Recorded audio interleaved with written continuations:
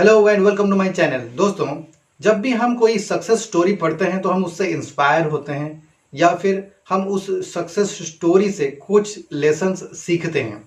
और जो लेसन्स हम सीखते हैं उसे हम अपने जीवन में उपयोग भी करते हैं। तो जो भी लेसन्स हम सीखते हैं उस लेसन से हम कुछ अपने निजी जीवन में भी उसका उपयोग करके हम उससे कुछ बेनिफिट पाना चाहते हैं।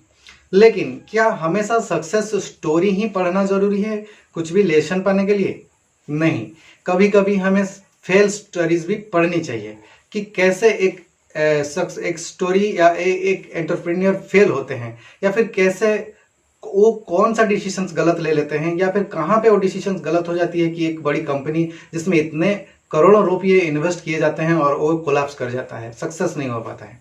और कहीं कहीं पे कोई छोटा सा इन्वेस्टमेंट से भी एक बड़ी कंपनी खड़ी हो जाती है। तो कहाँ पे वो फेल्योर होती है, कहाँ पे उस पे अगर हम ना ध्यान दें तो फिर सिर्फ सक्सेस स्टोरी पढ़ने से ही हमें कुछ फायदा होने वाला नहीं है, क्योंकि फेल्योर स्टोरीज भी पढ़ना जरूरी है। तो आज हमारे पास एक ऐसा ही किताब है जिसके बारे में हम बात करेंगे। बने रहिए हमारे साथ अंत तक वीडियो में। और मैं हूं आपका दोस्त तीर्थ और आप देख रहे हैं गुड बुक्स। तो चलिए दोस्तों, शुरू करते हैं इस वीडियो को। तो जैसे मैंने कहा कि सक्सेस स्टोरी जितनी जरूरी है सीखना या पढ़ना, उतनी ही जरूरी है कि फेल्योर स्टोरीज के ऊपर भी पढ़ना, क्योंकि फेल्योर ही आपको सक्सेस की ओर राह दिखाएगा। क्योंकि आप अगर फेल्योर के बारे में ना जाने तो और अपना वक्त और पैसा उस दिशा में ले जा रहे हैं, उस दिशा में इन्वेस्ट करते जा रहे हैं, तो फिर फेल्योर होना भी जरूरी है। अब सक्सेस के साथ में फेल्योर स्टोरीज भी पढ़ना जरूरी है।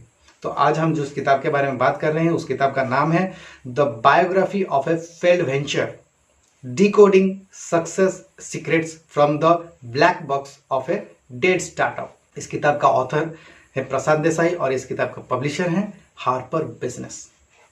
तो दोस्तों, प्रशांत देसाई खुद एक ब्रांड तैयार किए थे जिसका नाम है DFY, एक स्पोर्ट्स ब्रांड था। और उसमें उन्होंने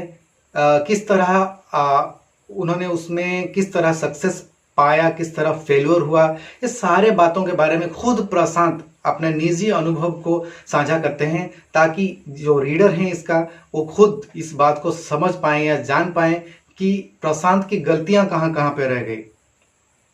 अब DFY कंपनी के बारे में अगर हम बात करें, अगर हम ऑथर प्रशांत देसाई के बारे में बात करते हैं तो प्रशांत देसाई एक छोटे परिवार से, गरीब परिवार से थे और वो उन्होंने अपने लगन से, अपने मेहनत से, अपने कोशिश से उन्होंने एक ब्रांड को खड़ा किया।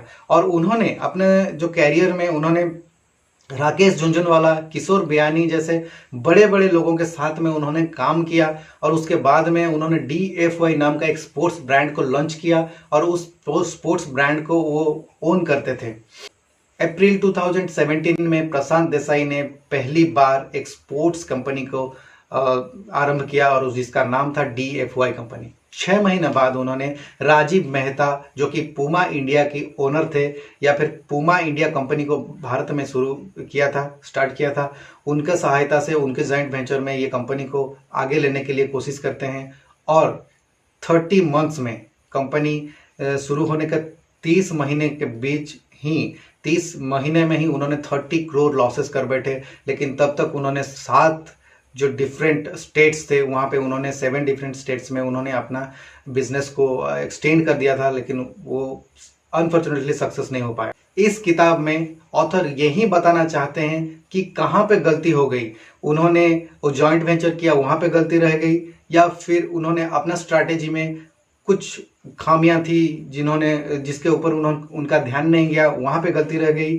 स्ट्रैटेजिकल फेल्योर था या इन्वेस्टमेंट में कुछ गड़बड़ी थी, या फिर उन्होंने वो कौन सा जगह था जहां पे उन्होंने गलतियां कर बैठे, जहां से उन्होंने इतने बड़े कंपनी में इतना नुकसान उन्होंने फेस करना पड़ गया और कंपनी एकदम से बैकफुट पर आ गई।